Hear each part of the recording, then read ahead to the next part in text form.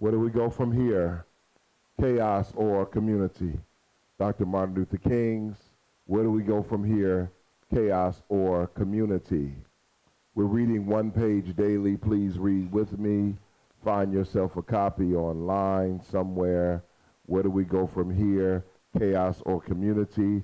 Dr. Martin Luther King's autobiography, written in Jamaica in 1967. We are on page 54.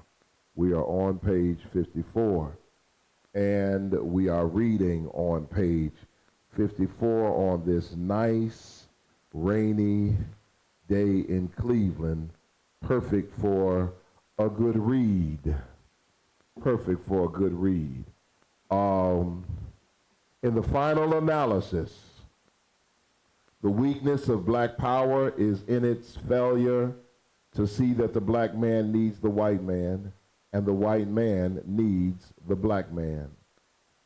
However much we may try to romanticize the slogan, there is no separate black path to power and fulfillment that does not intersect white paths. And there is no separate white path to power and fulfillment short of social disaster that does not share that power with black aspirations for freedom and human dignity.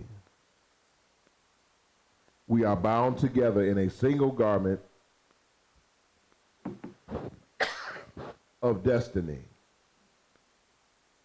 The language, the culture patterns, the music, the material prosperity, and even the food of America are an amalgam of black and white. James Baldwin once related how he returned home from school. His mother asked him whether his teacher was colored or white. After a pause, he answered, "She's a little bit colored and a little bit white." This is the dilemma of being a Negro in America. In physical as well as cultural terms, every Negro is a little bit colored and a little bit white. In our search for identity, we must recognize this dilemma. Every man must ultimately confront the question, who am I? And seek to answer it honestly.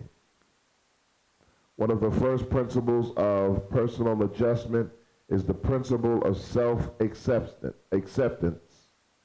The Negro's greatest dilemma is that in order to be healthy, he must accept his ambivalence. The Negro is the child of two cultures, Africa and America.